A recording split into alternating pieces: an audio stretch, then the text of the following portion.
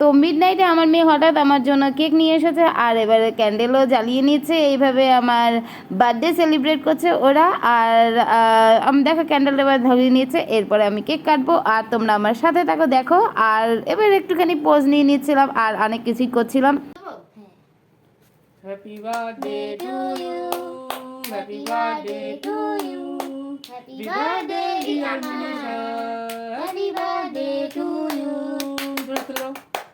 Thank you. এই যে তুমি মোবাইলটা ওই পুঁতিয়েছিলে? এই নাও। একটুখানি অত না, একটুখানি আরে নাও তো। একটু না। তুমি খাও। থ্যাংক ইউ সবাইকে, আমার বর আর আমার মেয়েকে। আমি খাই দিতে।